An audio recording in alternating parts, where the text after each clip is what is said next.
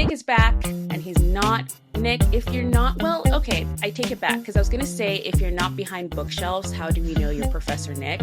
But you're kind of behind bookshelves. There's books behind me, as well as various other mementos and things of my mother's. Files. So if you're not watching the podcast, you probably should, just to check out where Nick is. He's not in his usual professor setting. I love how people just call you Professor Nick now, because they're just like, he has so many books. They're tennis books, so it's fine. The thing is, the books that you see behind me in my usual setup are actually not even half my book collection. Nick, that is a lot of books. That is a lot of books. I mean, I have a lot of books too. They're just not in frame when I'm recording from what used to be my old setup. For people who have been watching our podcast, you would have noticed that I've changed my setup. This is going to be my new setup as long as the internet stays the same and is good, which so far so good, fingers crossed. But this is my new office setup. I just needed separation from my home to office, so I have a new office setup. Yay! Ground Pass has an office space. Yay! And this is also where I'm going to be shipping out our merch, which I'm wearing. Nick, awesome. Yours is in the mail. So yours is going to be coming soon. We could twin on the podcast. And then you can be wearing the merch too. Yes, we can totally twin. But yeah, welcome guys. Welcome to another episode of Ground Pass. We are going to be recapping the semifinals and looking forward to the finals of the singles draw. We're also going to be recapping the women's doubles finals and then looking forward to the men's doubles finals. So we have a lot to get into, and we're going to get right into it. Across America, healthcare teams are managing complex demands. At Siemens Healthineers, we're here to help. With more than 17,000 U.S. team members, we're pioneering breakthroughs in medical imaging, therapy, and laboratory diagnostics, giving healthcare teams the tools to deliver smarter, faster, more precise care. Because when the right technology meets the right moment, diagnoses are clearer, treatments more effective, and lives can truly change. For us, it's more than innovation. It's a promise built for generations. Siemens Healthineers.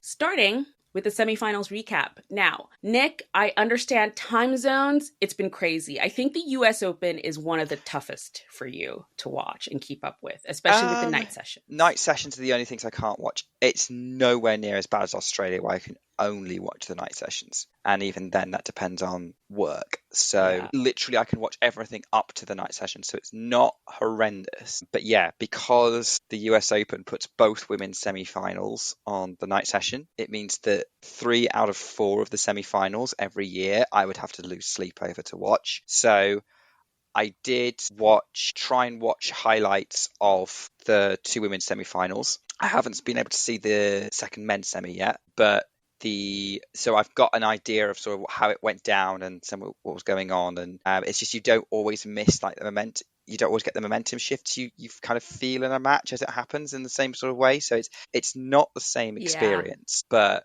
yeah. So I've got the gist of it, and I will say this: both women's semi-finals were really, really good. Like, I'm so glad. I think if you had a night ticket to Ash, I don't know if it was worth quite as much as you would have paid. We talked about it on the last episode I was on, but you definitely got a lot of your money's worth from it to go there. Like, I think there were 2 absolutely fascinating matches for different reasons. Although I have to say, like, I've seen in like the rundown that we did, like your preference, and it surprised me a little bit because I thought it'd be the other one. Really? Okay. So let's get into it match by match. And you are correct. If you had a night ticket to the women's semifinals on Ash, you got your money's worth. Now, thousands of dollars money's worth? I don't know.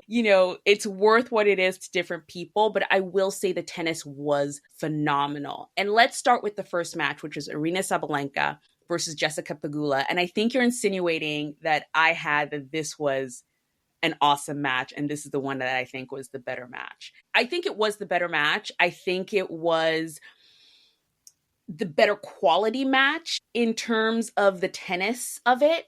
And also, I am just so fascinated with this relationship that Aryna Sabalenka just has with Americans in general right now. It's just her against the Americans, and it's been her season. It literally has been her season. It started with Madison Keys, then it was Coco Gauff at Roland Garros, then it was Amanda Anisimova at Wimbledon, and here she is against Jessica Pegula and the crowd at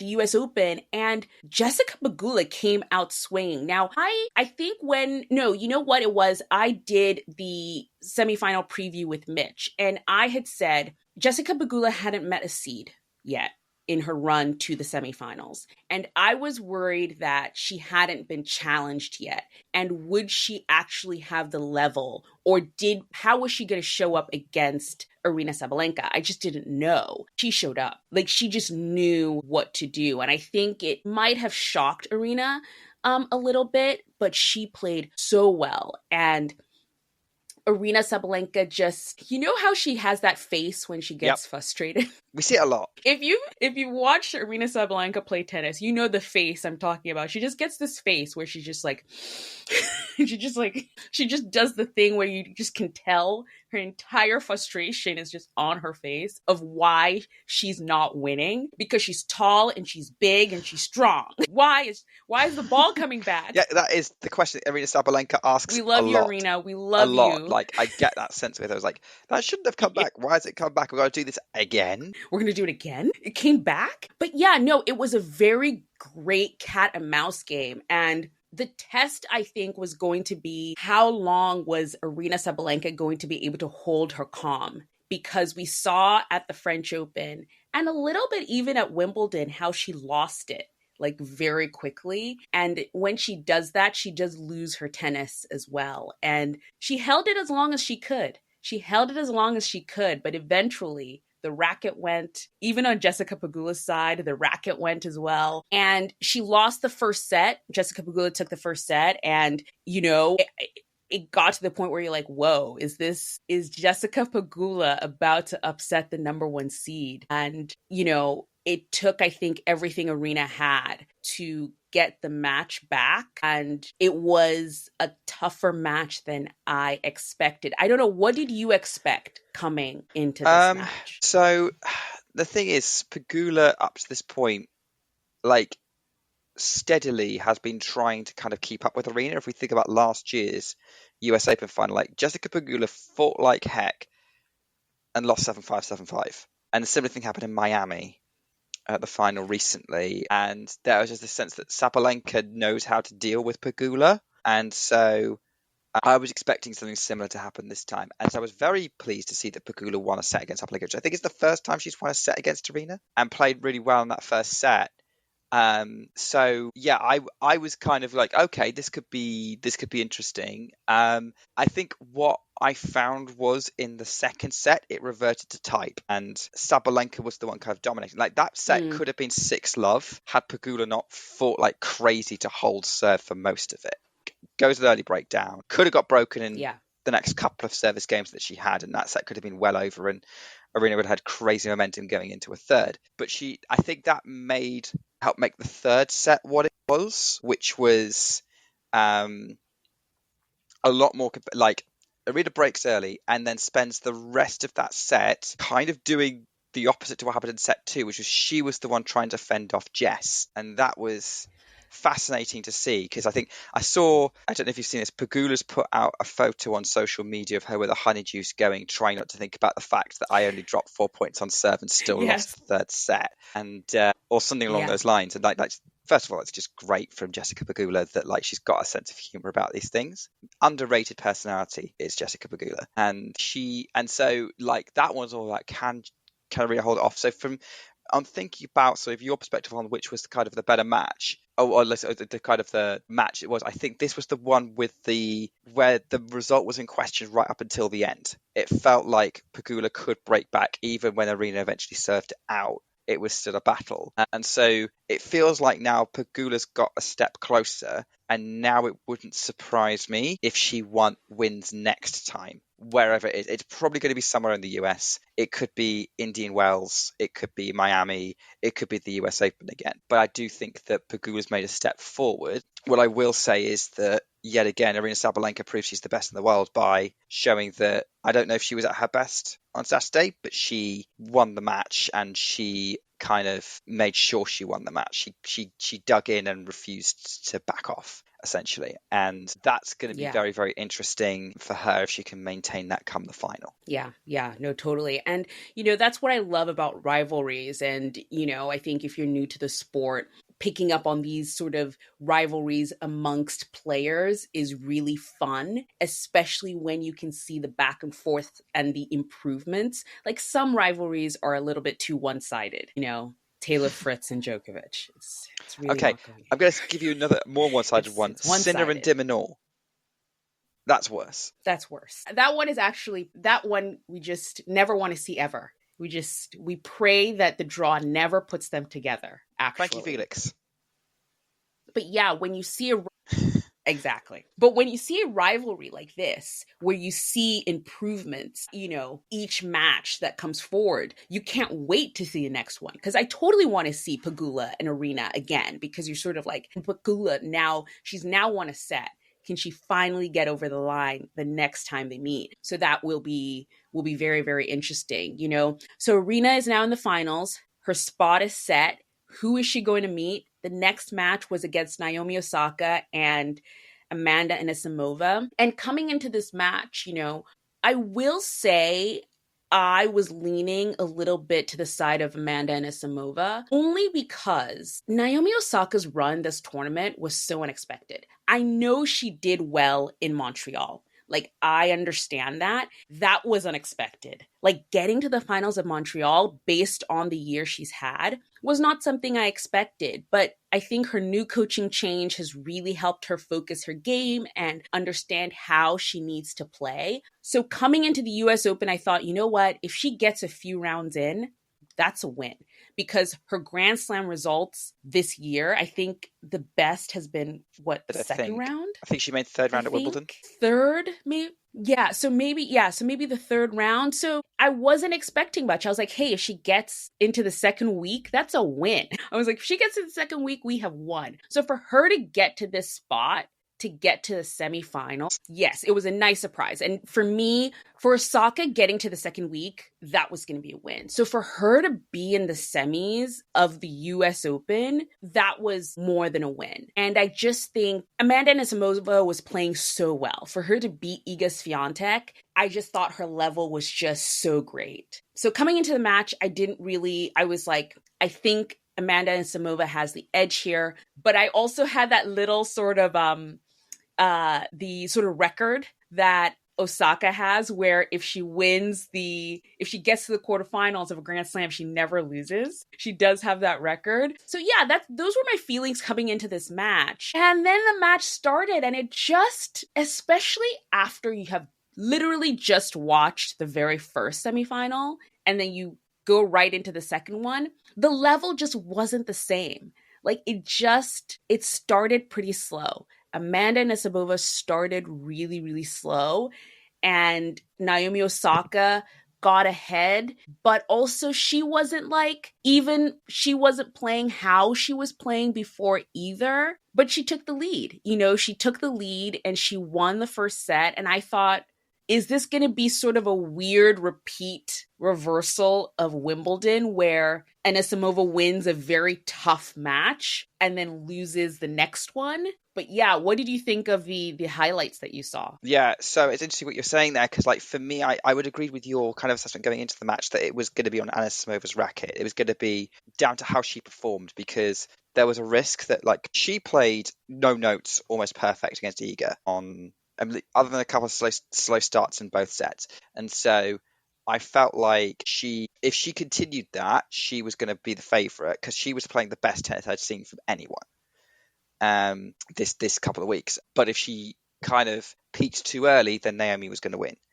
And it was weird for me because I checked my phone when I woke up and bleary-eyed looked at the scores and misread it, and I thought it said Osaka had won. And so I was very confused because I saw the 3 sets, like lost the first set, won the next 2, and I was like, okay. And then Osaka won the first set, and I was like, well, I definitely misread something. So, which was it? I must have misread the who won the match. Yeah, I think that one was an interesting match. That one felt a little bit more nip and tuck all the way through, because Osaka goes a break up in the first set, Anisimova breaks back, takes to a tiebreak, Osaka still wins the set.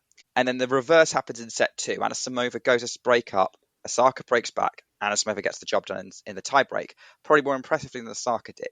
And then Anisimova gets an early enough break in the third and actually keeps it despite a very tight last game. So for me, in terms of like a match which felt sort of tense all the way through, this one kind of fit that billing. But once Anisimova got going, there was a sense that she was the better player as it went along. And yeah, although it did get me thinking, like, when was the last time we had a Grand Slam final between, multiple Grand Slam champions, because Aryna's won 3 and Naomi's won 4. The last time that happened was actually US Open 2020, Azarenka against Osaka, because Osaka had won 2 slams and so did Azarenka. If you want to go back to the last time it was 2 women in a final where they've both won at least 3 slams, it's Serena and Venus at the Australian Open in 2017. Wow. So that's a little bit of a stat for you that I didn't need in the end because Naomi didn't win the match. But yeah, I think if you like big hitting tennis, that was still a great match to watch because they both were going for it. You did feel like they were both trying to smack that ball hell for leather, but it did. Anisimova had a bit extra. She was returning a bit better, and there's definitely something about Amanda Anisimova this US Open. I feel like it. There's something about her which is weird because she kind of went a bit quiet in Canada and Cincinnati, and I was like, yeah, well, if she wakes up, she's a factor, but I'm not seeing any sense that she is gonna. Yeah. I now need to rethink maybe my algorithm for how I decide who's looking good or not, but yeah, because I wasn't necessarily expecting Jess to play that well either, but yeah, Anisimova's coming and she's a big match player now, and that match proved it. So we'll get to previewing the final later, but it sets up something absolutely fascinating there. And this is very much, it does feel like this is the real breakout moment for Amanda Anisimova now, that, she's sustaining this success that she's getting, because we've had hints of it sporadically up to this point. And now she's kind of reaching her peak years now, I would say. She's the same sort of age as Iga, bit younger. That's going to be fascinating to kind of see. So I'm here for it, and waiting to see what happens. Yeah, no, totally. And I kind of love what you said there really quick about, sort of switching your algorithm as to who's going to do well at a tournament. And I think that is so important for new fans following a sport, because I think a lot of times people try and figure out who's gonna win, and they're constantly surprised, or either surprised or disappointed, where they're like, oh, I thought this or I thought that. And tennis is really tough sometimes when it comes to things like this, because especially a sport like tennis, where you do have the 4 Grand Slams that kind of anchor a season, but then there are all these tournaments in between, and different players put different weight on those different events. Take a Novak, for example. He puts all the weight on the 4 tournaments, the 4 Grand Slams. So he might go lose to Bio, for example, in Rome. He's not losing to him at Roland Garros.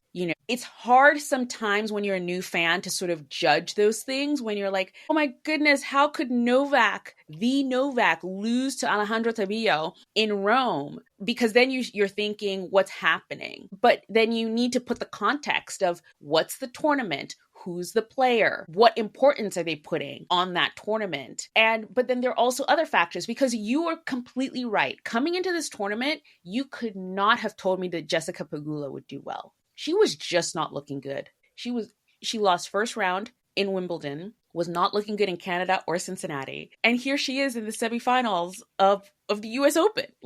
But if you look at history, she just comes alive in New York. She's from Buffalo, New York. It's her home. Something happens to her in New York, and she always does well here. So those are the little things that you can kind of pick up on. And, and I think with Amanda, I almost wonder if Amanda, with her, she saw the draw and she was like, by hook or by crook, I will get to that Iga match. You know what I mean? Just to rewrite history because of how devastating that match was for her. She just wanted to get there. Did you hear about her pre-match prep for the Iga match? That she watched the match? Yeah, she watched the Wimbledon final back. That was her preparation for playing Iga.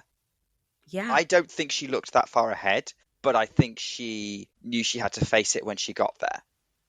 Yeah. And is just impressive.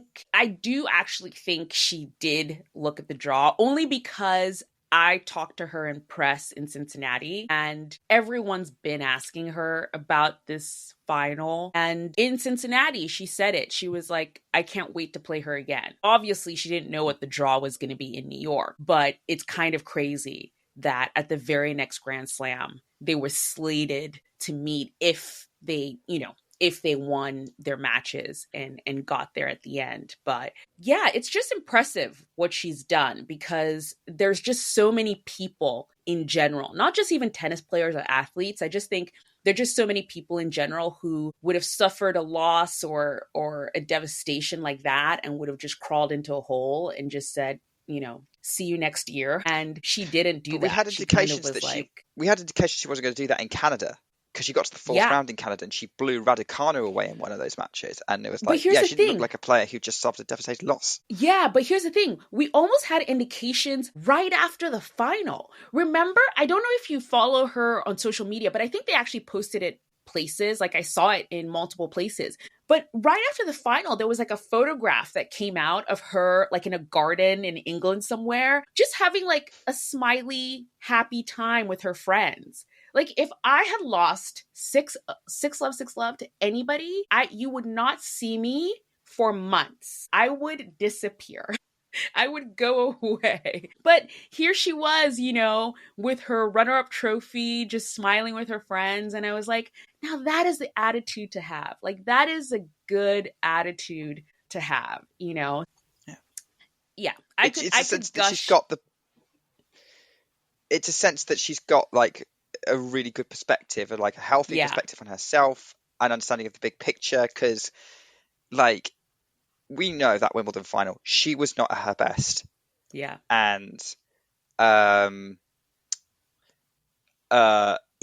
was playing really, really well, and it was just the worst combination to get. And she knows that she wasn't in full control, and it wasn't that she came out and played badly enough herself. She just hit a mental and physical wall, and she couldn't control that. It wasn't like she came out and was really, really nervous or just didn't click that day. I think this is actually making a bit of a nightmare for Iga now, because I don't think she's ever played like average Amanda. She's played the worst version of Amanda, and she's played the best version of Amanda, and I don't think she's still got a read on what it's actually like to play Amanda yet. So it'll be interesting to see what happens when they play a third time, which could be soon. Could be at the PTA finals. It could be. And here's the thing again, rivalries. They're awesome. Mm-hmm. Can't wait to see when they play again.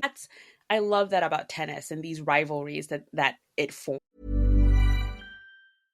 Across America, healthcare teams are managing complex demands. At Siemens Healthineers, we're here to help. With more than 17,000 U.S. team members, we're pioneering breakthroughs in medical imaging, therapy, and laboratory diagnostics, giving healthcare teams the tools to deliver smarter, faster, more precise care. Because when the right technology meets the right moment, diagnoses are clearer, treatments more effective, and lives can truly change. For us, it's more than innovation. It's a promise built for generations. Siemens Healthineers.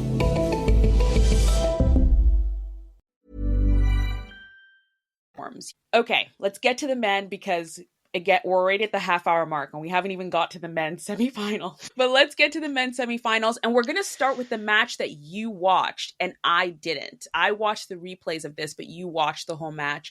And that is Novak Djokovic and Carlos Alcaraz. Carlos Alcaraz won this match in straight sets. Carlos Alcaraz, our little drummer boy, our little sort of like, he sees a butterfly and floats away, has gotten to the finals of a Grand Slam without dropping a set. Nick, what's going on? I mean, he actually didn't look like...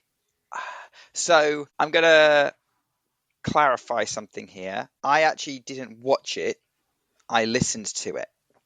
So I was driving. I was on a 4-hour drive, and it started halfway through that drive. So I put the match on, and it covered me for pretty much the latter half of that drive. It was only like a 2-hour, 20-minute bit. Yeah. So I had BBC radio commentary from Russell Fuller, David Law, who also does the tennis podcast, and Annabelle Croft, who I don't think she does much American stuff, but she's a staple of British tennis broadcasting. She's mainly known for winning the Wimbledon Juniors in 1984 and never lived up to it as a tennis player, but she's a great broadcaster.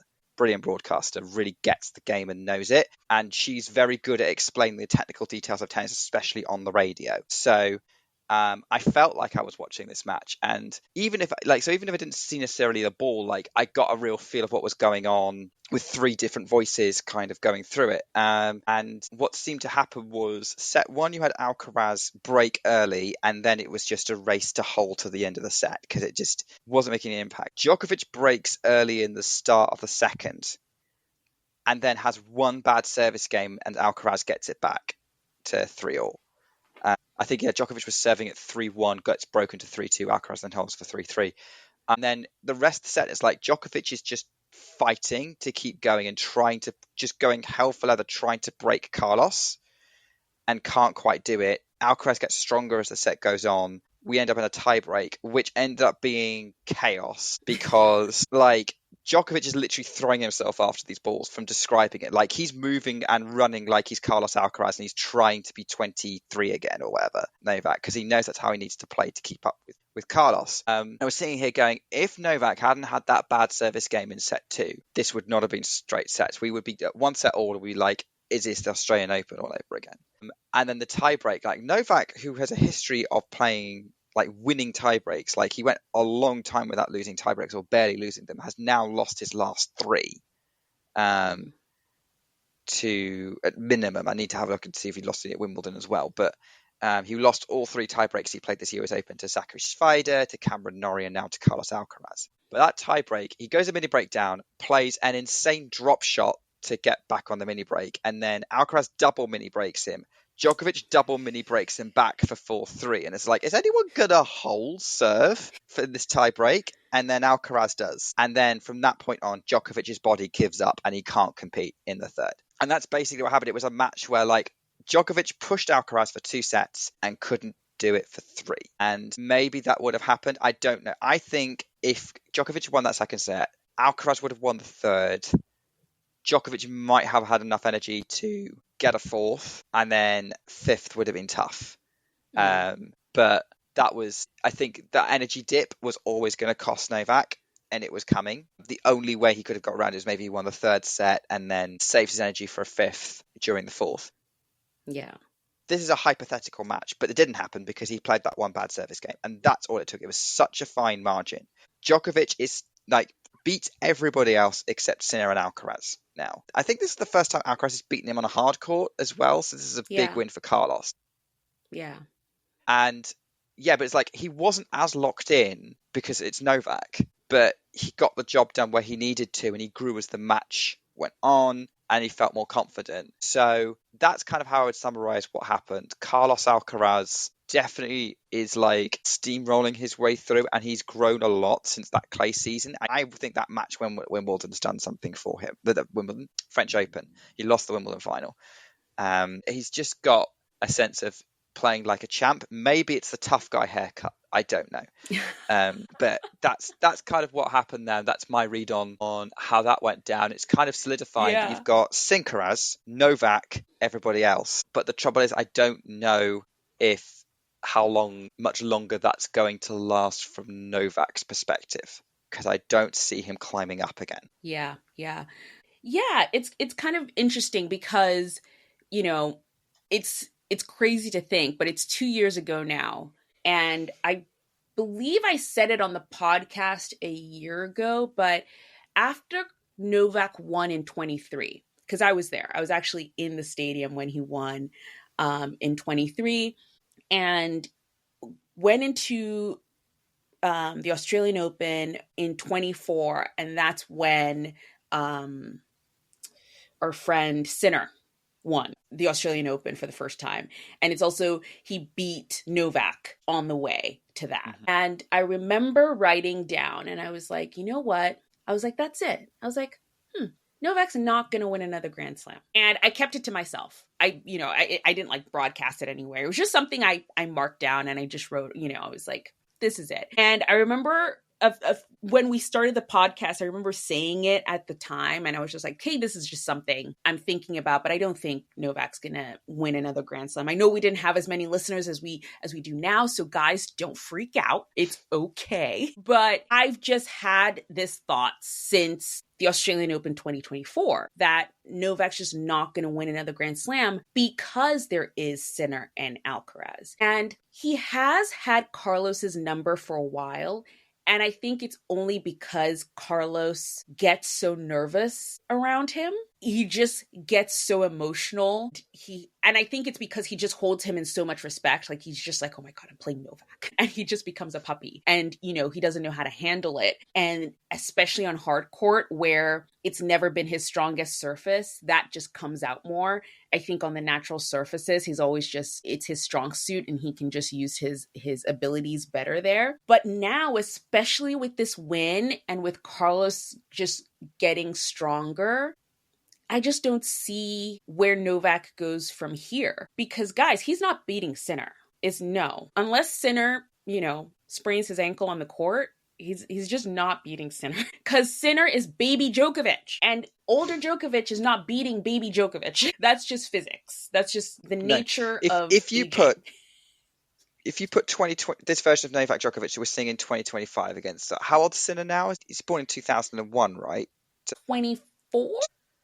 Yeah, he's 24. Yeah, he's 24. So 24-year-old Novak Djokovic was the 2011 Novak Djokovic that we saw in that kind of dominated all the Grand Slams and only lost one because Roger Federer played amazing, and I'm going to get that in there as a Federer fan.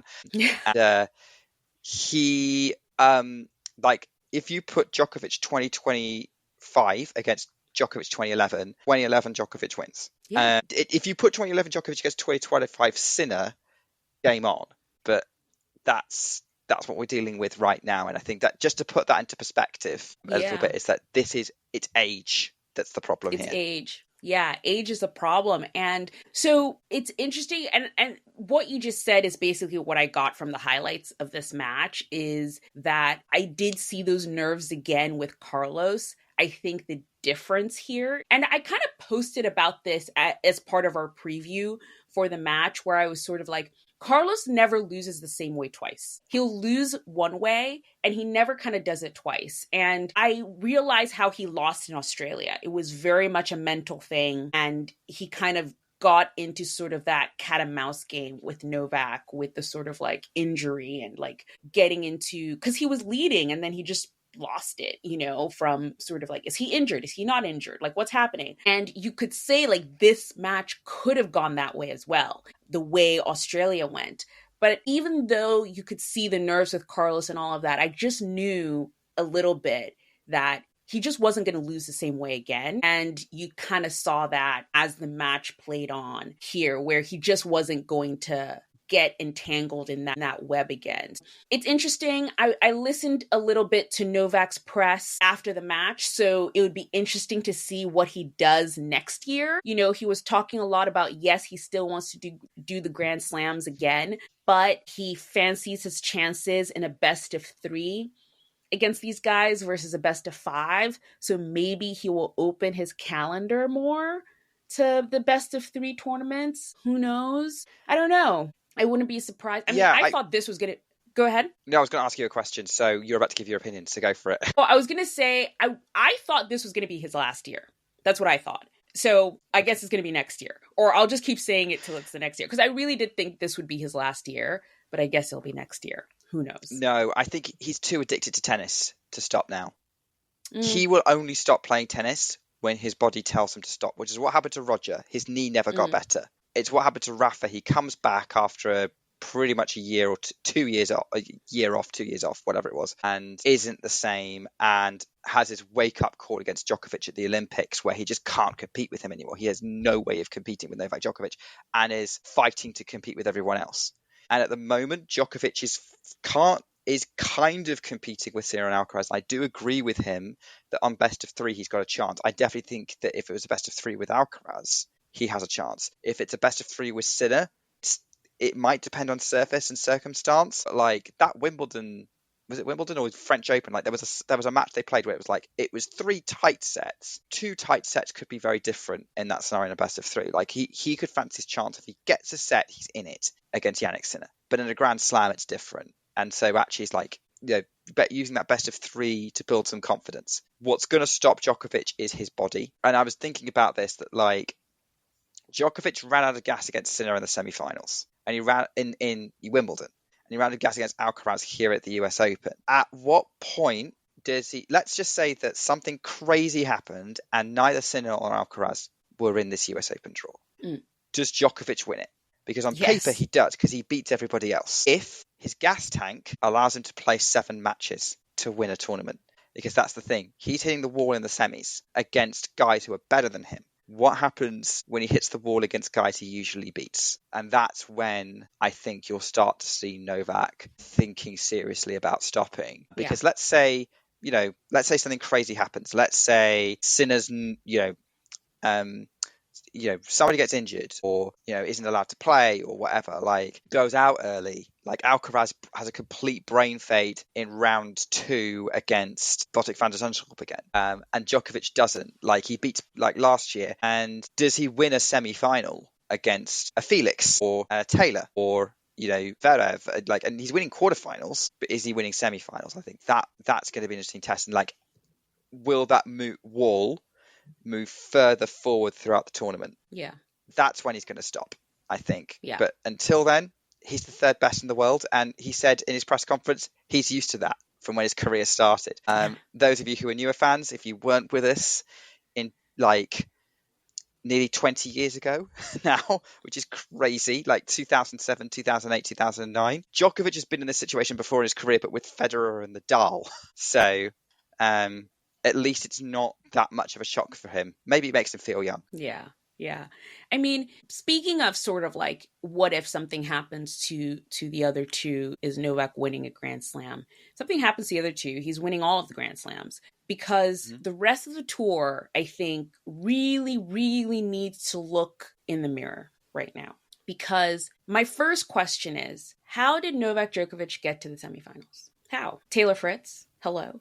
How? How did he get here? Taylor Fritz. At the beginning of this tournament, he looked like he was going to die. There were I watched his early matches. I'm not exaggerating. Everyone go back and watch his first 2 matches. And I get it. Lerner Tien, Zachary Svida, they're new kids on the block. So I'm not even like, judging them. They've never been on these sort of stages before, playing on Ash, playing against Novak Djokovic. They're so new. But if you look at those matches, Novak Djokovic looked like he was going to pass out. Like it was rough. And I was like, is he okay?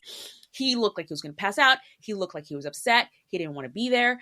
There was just so much going on. So how he got to the semifinals of a Grand Slam, Taylor Fritz, I don't know. Taylor Fritz, okay? Taylor Fritz, you need to look at the mirror when you're putting on your headband, okay? Taylor Fritz. Because it cannot just be 2 players that stop Novak Djokovic all the time. Because that's what is just happening. It's like he gets to semifinals and it's always he can't get past Carlos and it just, I think the rest of the tour just needs to look in the mirror and say, what's going on? Why, like, what do we need to do to get better? And then it also carries on to sort of like how Sinner has really dominated. Like, I cannot tell you anyone except for Carlos Alcaraz who could have stopped Sinner from getting to the finals. I really can't. Like, who was it going to be? I mean, the entire nation of Canada had a go. Oh, they really tried. Yay, Canada. Sinner does not seem to like playing Canadians. He still wins, but he doesn't really seem to like doesn't. playing Canadians. And this brings us to our second semifinal, which was Jannik Sinner against Felix Auger-Aliassime. Because coming into this semifinal, first of all, Felix Auger-Aliassime getting to this point, nobody, show me your draw. Nobody had this. Nobody had this at all. But he got here. And he has been playing such great tennis this tournament. Like, I really, truly hope that Felix takes such good things from this tournament and gets back to the top of the game, because having him in the top 10 would be so phenomenal. He's so great for the top of the game, and it would be so lovely for him to be playing like this. And he would be such a great addition. I would love to see it happen. But I mean, coming into this tournament, I was like, I don't see it. I really do not see his path. I do not see his path to beating Sinner. And for a set there, he proved me wrong. Like, he made this match fun. He really turned it around and he made it fun. The only problem was he couldn't keep it up. Couldn't keep it up for best of 5 sets. And this is where I kind of say everyone needs to go back to the drawing board, because there's just no competition for Jannik Sinner right now. I wish I could name one person in the draw, in the ATP top 100, that I would say, okay, that guy could beat Sinner. There's one person. His name's Carlos Alcaraz. Do you mean now? Right now, yeah. this second? Like right now. Like not, yeah. Not necessarily like ever. No, right now, like today. Yeah, because that was a question I was going to follow up with, and like we've kind of discussed this before, like, who could do it in the future, but they're not there yet now. That's a conversation we've had before. I guess like I guess it's kind of like this comes down to your philosophy of tennis in some ways, and sort of when you watch it. So I want to ask your opinion on this rather than sort of spout mine, because I think it's kind of relevant to your point. So you're saying the rest of the tour need to look in the mirror. So are you saying that the majority of the tour, in theory, has the capability to stop Sinner, but they need to put the work in or on something? It's different things for different people. Or is it that they, no matter how hard they try, they are not good enough to stop Jannik Sinner? I think they all have the capability of beating Jannik Sinner. They're just not trying hard enough. Because not trying hard enough, or trying the right things? I guess it could be either or. It could be either or, because it could be either or. I'm not sure, because I just don't know the inner workings of people's teams, or so they might not be trying the right things in some cases. They might just not be trying hard enough in some other cases. And the reason why I say this, that they're just not trying, is because Jannik Sinner didn't pop out of the womb like this. 2 years ago, he wasn't like this. They were beating him. Medvedev had a winning head-to-head against him. So he became this person. So if he can become this person, they can become people who can beat this person by, I think that's possible. I refuse to think that he's just this sort of, like, as Bublik says, an AI that just is made by robots, and nobody can beat him, He wasn't like, he trained for this. He wasn't this person a few years ago. He got better. I listened to, I'm gonna put a link actually in the description of this podcast of an interview that his coach, Darren Cahill, did with the podcast Served with Andy Roddick. And he talked about the trajectory of Sinner's sort of development and how he started and how he grew and stuff, and how, he kept losing to Novak at Wimbledon, and how he kind of turned around that head to head, and how he worked hard at it, and each year just became better and better and better. And it's work. You just have to put the work in. And I just don't think people are putting the work in. I mean, maybe I'm being too hard or what, but it just seems to me. And hey, there's some people, because I posted this on Blue Sky actually, and someone came back at me, someone who I love actually, who we go back and forth on Blue Sky a lot. And they were like, no, what are you talking about? Like, I just want Sinner and Alcaraz forever. Like, I just want them to be in finals forever and ever and ever. And I was like, that sounds horrible. At least for me. I love dominance. Like, I love rivalries that are dominant, but forever with no kind of someone coming in and, like, causing a mess. That's tough. I like that I like that there is a Novak, that there is someone to sort of like upset the apple cart, that says, hey, you guys think you're cool and you're tough and you're like the best in the world. Well, I'm going to show you that I'm cool and tough too, I just think that makes sports more fun, and it shows the development that it's not just samey all the time. I love Carlos. I love Sinner, but yeah. I think there's a lot to unpack there. Interesting, your point about Novak. He is the last person to upset the apple cart because he's the last person who stopped us having a Synchronized final because he beat Carlos in Australia. And I was thinking about what you were saying earlier about that kind of thing. I think it's kind of a mixture of Sinner and Alcaraz are just special. They are a special kind of tennis player that nobody can match week in, week out. What you're looking for then is people who can do it on their day. Like you see on the women's tour where you've got at least three special talents at the top right now in Aryna, Iga and Coco, but the rest of the tour on their day, not necessarily week in, week out, but on their day can do something and can stop them. With the men's, it doesn't feel like that. It's all about Carlos and Jannik's special talent, and the rest of the tour can't do that. And I was thinking about, we're already getting nostalgic for the era of the big three, or the big four, if you include Andy Murray in there, which is literally just stopped, more or less. Like with, it ended when Rafael Nadal got injured for the last time. You could even argue, if you want to be pedantic, it ended with Roger Federer getting injured permanently. Back then, like during the sort of late 2000s, 2010s, first of all, we've already talked about Novak. He put in the work and he changed to the point of changing his diet to get to the level that Roger and Rafa were playing at in the early 2010s, in 2011. I referenced that earlier when he became that monster that basically made it a proper big three. But there were other players in the area. You had Andy Murray, who was constantly just nipping at their heels and made it a big four in 2012 and 2013 and 2016, even a bit to 2015. I'll come back to Andy in a minute. But you also had Stan Wawrinka, who would occasionally pop up and beat at least one of them and win a title. And he won 3 Grand Slams, just peaking like unbelievably.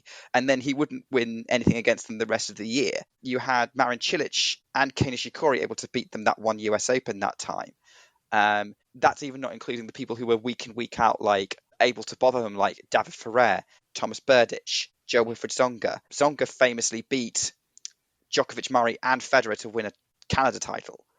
And then you've got Juan Martín del Potro, who frankly was on that level, but didn't show it and showed flashes of it. Like those guys, you felt like, you had these 3 players who are like arguably probably, you could say it's the 3 greatest players of all time happen to be right next to each other. I would throw Borg and Laver in there as well. But they were together in their era, and they were dominant in slams, but there were week to week players who could stop them or occasionally upset them even at a slam. So we don't have that scenario at the moment. So I do see your point about the tour, like they're not doing what they can. And I don't know whether are Sinner and Alcaraz that level of good that they're that far ahead? Maybe not. Probably not. They're probably as good as those guys were in their peak. What I would say, though, is we also have to take the physical aspect into consideration, which is why I want to go back to Andy Murray and Juan Martín del Potro. Del Potro doesn't have more Grand Slams because he kept injuring something, usually his wrist. I think it's his knee that finally did for him, but he barely got a healthy season together very often. Andy Murray would be able to keep up with those guys for 2 years and then something in his body would break. He had to have surgery in 2013 after winning Wimbledon. He had to, and then that kind of meant he had a down year in 14, and then he wrecked his hip to get to world number 1 in 2016. And that's the other dimension in there, is there maybe if these guys are going to step up, like you're saying, they might have to risk breaking something in the process or actually physically break themselves in the process. I don't know how comfortable I am asking someone to do that.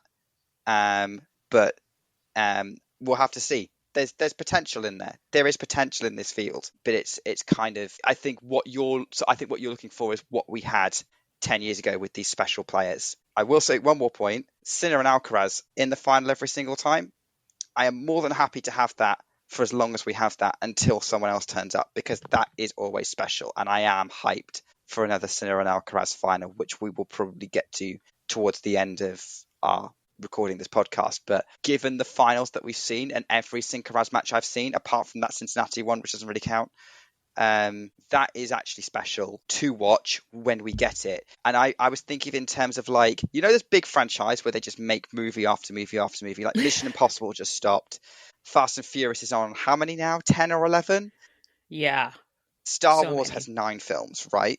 But you have Yeah. all these offshoots as well. It's like these kind of Fast and Furious is probably the best example of that. Like, that watching the men's tour at the moment is, I'm not a Fast and Furious fan, but a lot of people are. I am more of a Star Wars fan, but I appreciate those movies aren't necessarily best. But Mission Impossible, generally, you've got like good one after good one after good one, but they never made spin-offs. Like when Sinner and Alcaraz final happens, it's when that new Mission Impossible movie comes out, and you know it's going to be good, and you're going to enjoy it. But watching the rest of the men's tour feels like watching a spin-off that is okay, but it's not quite the same thing. And I think that's kind of where I'm at the moment. And I think both you and I would want to see that changed. They might make the odd good one, though. Rogue One was good. Yeah, once in a while. Star Wars.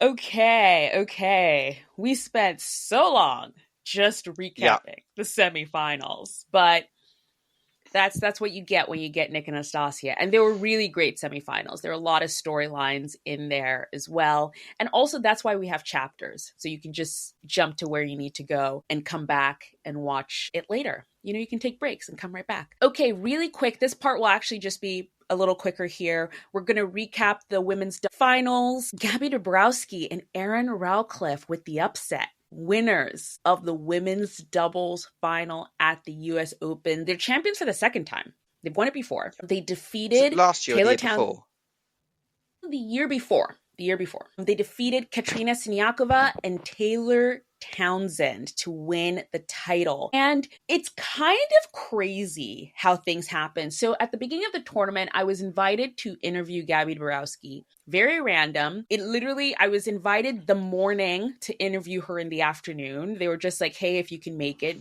cool. And I was like, yeah, sure, I guess. Interview will be coming out later. It'll be part of our Meet the Player series. And because I was doing the Meet the Player series, I needed to get a lot of footage of her playing. So I watched a lot of their matches. And every time I watched their matches, I mean, it was on the brink. There were 2 matches they had where they were like straight sets and they were good. But then the others, they lost the first set and it just was not looking good. And I was like, oh my goodness. So they had to battle a lot to get to the final. So when this final came about, I was like, you know what?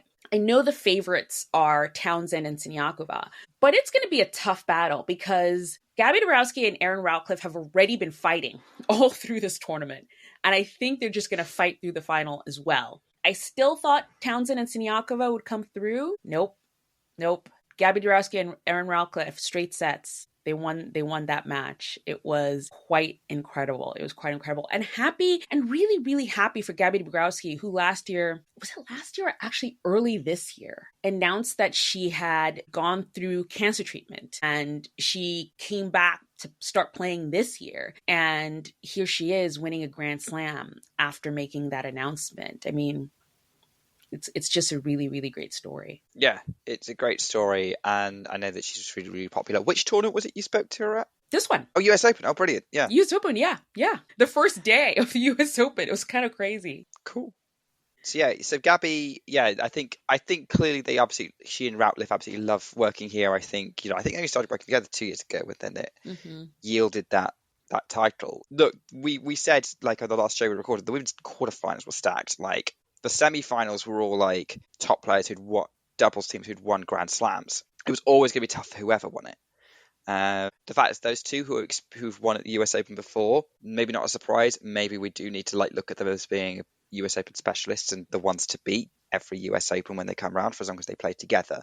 That being said, I'm still waiting. I was kind of hoping for a Taylor Townsend US Open title. And I'm still waiting, and I will keep rooting for that and waiting for that to see when it happens. If she stays with Siniakova, it's a really good prospect of it. Yeah, I'm not going to be bitter about it because I think Dabrowski and Routliffe have had a great story themselves and a great tournament and really fought for it. And that seemed like a really hard fought final, 4-4. You watched it, so you can tell me whether I'm wrong about it. But I will be overjoyed the day Taylor Townsend finally wins the US Open. Yeah. No, it was a very hard fought one, but I think Routliffe and they were just battle tested. Like they just had it. Their reflexes were just so ready, I think more than Siniakova and Townsend. And I think Townsend's time will come. She will win the US Open at some point. And I think for her, even in her post-match speech, she was just so gracious and awesome, as she always is, always says the right thing. And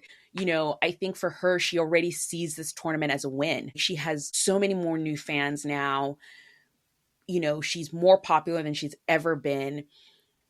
Her singles career is on the rise, did so well this tournament in singles as well. So I think she's taking this tournament as a win and moving forward. Like she's excited for what's coming, for the rest of the year. And yeah, I think she's taking all the positives and she will win this tournament at some point. So that was great. That was a really fun match. And looking ahead to the men's doubles final preview, this is also kind of crazy. If you haven't watched the doubles tournament preview in total, I sat down with Will Buchek to talk about the US Open doubles preview at the beginning of the tournament. I would go back and just watch it. It's actually just a good primer for doubles in general to get to know the teams as they are. In that episode, I also put up photos of all the doubles teams, so you can actually just get to know them visually as well. I'll put a link in the description of this podcast to that episode as well.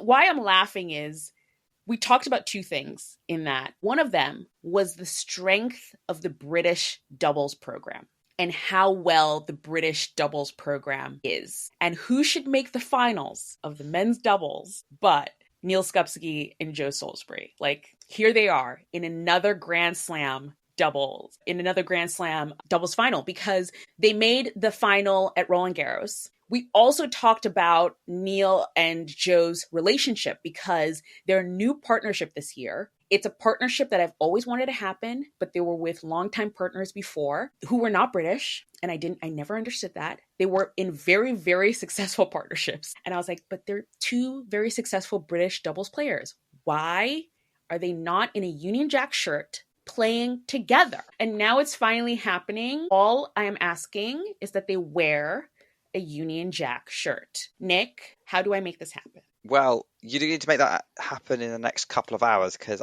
they start the final starting. I can't remember what time it starts, but it is today. In 2 hours. Maybe we need to mail it to them with a Ground Pass logo on it.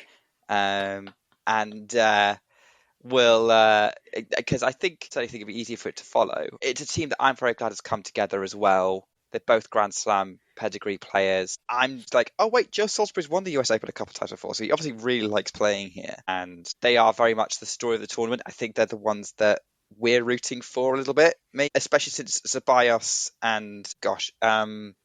Oh, the other one's literally gone. Sorry? Granollers, yes. Why did that pop out my brain? Sorry, Marcel Granollers.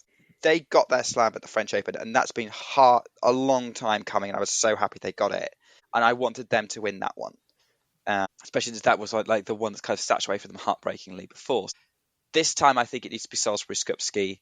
It just seems to be clicking for them right now, and I'm excited to see what happens. I mean, the British media are getting behind them. They're very excited. It would be the first time since 1903 or something like that that an all-British team would have won the US Open. Wow. So, yeah, a long time ago. Okay. So, yeah, Reginald and Lawrence Doherty were the names, and they were the first two men to be able to win Wimbledon and the US Open in their careers, like anywhere. So, yeah, I think that would be a really, really cool story, and I really want to see that happen. But, if Ceballos and Granollers win, that's a sign that their partnership's finally reached its potential. But unlike you, I like seeing lots of people being successful. Yeah, no, totally. Because, this is a rematch of the Roland Garros final. Like, that is also so crazy. And in that preview that I did with Will Buchek, it's really funny because when we were talking about Zeballos and Granollers, we kind of dismissed them a little bit at this US Open because they've been going through injuries. So when we got to their names, because I brought them up and I was like, oh, Zeballos and Granollers, because they just won, Garros. And Will was like, oh no, they've been dealing with injuries, so who knows? Here they are in the finals. Mm-hmm. Tennis. I love tennis so much because that's how it goes, guys. You dismiss someone because they're dealing with injuries, and then they make it to the finals of the tournament.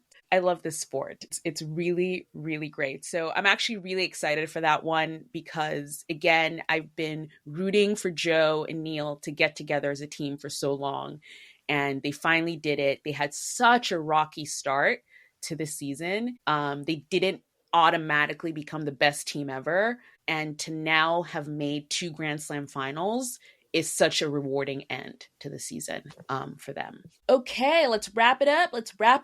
Preview of the men's and women's finals. Nick, it's the end of the Grand Slam season. This is the last. This is it. We did it. I know it's kind of crazy. It is kind of crazy, but here we are wrapping up, doing our preview of the men's and women's finals. The women's finals will be first. That is today. It's later on today at 3 p.m. Eastern. I hope I'm not lying to you, but I think that's what p.m. Eastern because it's 9 p.m. Is it 4 p.m. Eastern? Okay. 4 p.m. Eastern. Aryna Sabalenka and Amanda Anisimova, which is a rematch. It was a semifinal at Wimbledon that got very spicy. Very spicy. It did. And the way, oh my word, there's so, Wimbledon aside, which, that was the best match from Wimbledon. That match, really, the one that they played. And they're both brave players. I'm really excited to see Amanda Anisimova, who, on paper, I think on the eye test, has been playing the best tennis of this US Open in the women's against the best in the world. That's really, really exciting to me. And it's kind of so I think from a tennis perspective, we're going to be treated because we know that Wimbledon match was so good. And they're going to be smacking the ball as hard as they can. We know Amanda has a history of getting under Aryna's skin. She has a head-to-head in her favour. It's not as crazy as the Ostapenko-Iga matchup, but think of it in terms of, imagine Ostapenko beat Aryna in the quarters and is playing Iga in the final. That's how it feels to me. Yeah. And and Amanda playing well is going to make it exciting. I don't know. I don't want either of them to lose. This is the problem. Because Aryna, I don't know how she's going to deal with losing 3 Grand Slam finals in a row. That she's reached. She won the US Open last year. She reached 3 Grand Slam, 3 out of the 4 finals. If she loses all 3 of them, that's just going to be how on earth did that happen for her? And I'd be a little bit sad for her in that situation because I think the last person I was trying to think of who's done that. I'm not going to count on Jabeur because that's a different scenario altogether. That's just trying to win one. But someone who's already been successful going on a run like that. I think my mind immediately went to Serena right at the end of her career, getting to losing 4 finals after coming back from having Olympia. Yeah. And we know it was oh, come on, is she going to do it? Sabalenka's much younger than Serena was then. There's a set, but it's just going to be are you ever going to do it? Are you still, having won 3 of these things, still that nervous in a Grand Slam final? And then Amanda, are you going to battle the demons of what happened last time you were in a Grand Slam final? Are you going to have to watch that Iga match again? Or are you going to be watching the Aryna, maybe watch that back-to-back with the Aryna one you played at Wimbledon to stir some self-belief in you? Because if Amanda loses another Grand Slam final back-to-back, again, my brain's going to go to, oh no, this is on Jabeur vibes, please no. So I don't particularly want either of them to lose. What I'm excited about is, how's Aryna going to deal with this, and what kind of tennis is she going to bring in the face of the tennis that Amanda brings? Because here's the thing, when Aryna has beaten Amanda, she goes on and wins tournaments. But obviously that's what's going to happen this time because it's the final. Usually the ultimate test of whether Aryna Sabalenka is winning a title and winning big is whether or not she has to deal with Amanda Anisimova on the way. And I think going back to focusing on Aryna, this is going to be the ultimate test, and how she going to step up to the challenge that Amanda Anisimova is going to bring. How is Amanda Anisimova going to handle? I think she did well with kind of dealing with the early dip against Osaka. if they both start slow, this match is going to be messy.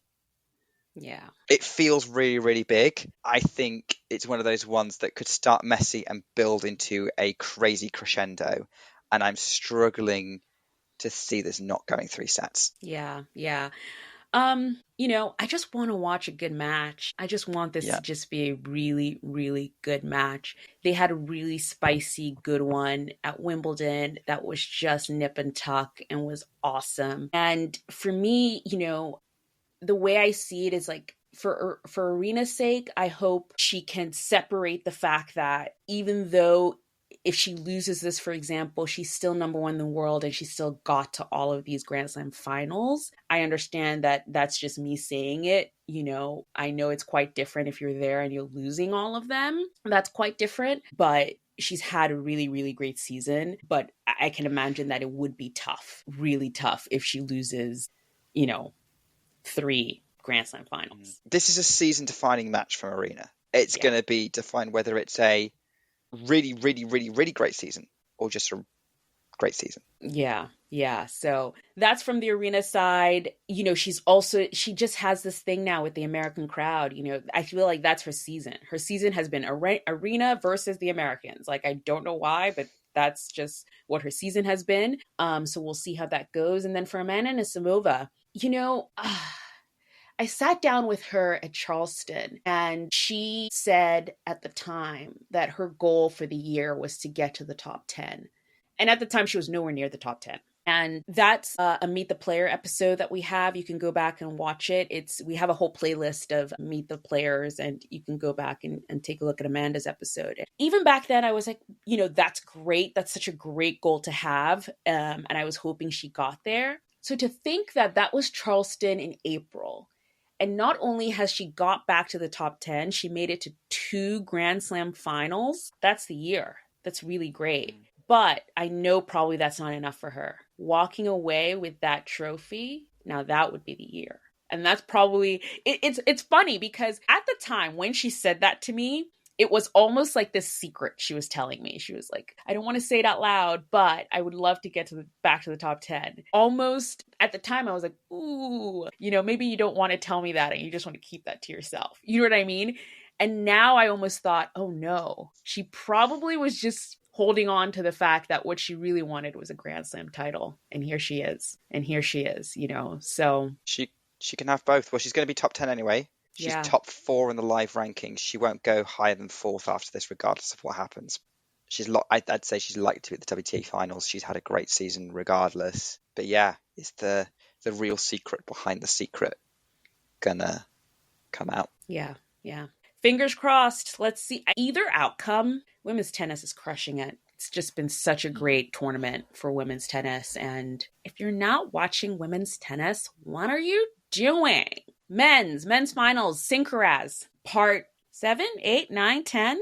I don't know. But at least in Grand Slams, this is part 3. And wow. Remember when they hadn't met at a Grand Slam final this year at Roland Garros? And we're like, oh my God, we're so happy to have this moment. And what this a moment is the third time. What a moment it was. That Roland Garros, again, greatest match of all time, guys. Roland Garros. We have a match story on that. I explain why I call it the greatest match of all time. So everyone simmer down. I understand there is the Wimbledon 2008. I know that match exists. Go watch why I call it the greatest match of all time. But yes, I just want it to be good. Their last final, which was the one in Cincinnati, was compromised. Sinner had to withdraw. So as long as it's not that, I think Sinner and Alcaraz, because their style is so contrasting, it is always just kind of good anyway.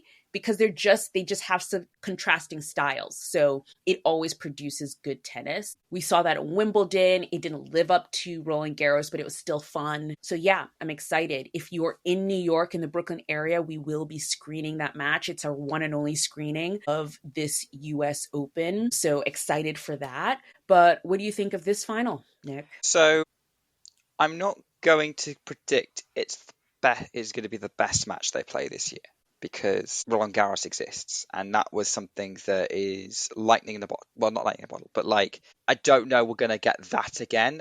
I don't think you should look for that again. I think your stance of it's going to be fun because it's always fun is the best way of looking at it. You are going to get great tennis regardless, even if it's 4 sets like Wimbledon was. Like, there were some really, really great moments in Wimbledon, and I was so impressed by watching Jannik Sinner in that match. And Carlos, like, every match they've played, there's been something memorable and noteworthy to say and to enjoy. That's what I'm looking forward to, and that's the moment we're building up for. This is the big franchise that I'm excited for, that I mentioned earlier. But this is going to be the biggest match that they play this year. Even if it's not necessarily the best in terms of quality, it's the biggest. You know why? Because it's their third Grand Slam final. They're in the biggest tennis stadium in the world, and the winner will be ranked world number 1. This is to decide who the best player in the world is. This is to decide who the best player in the world is. And I totally forgot about the number 1 ranking. And if they keep within this close to each other, we could get to the point where, like, every match they play could be the decider.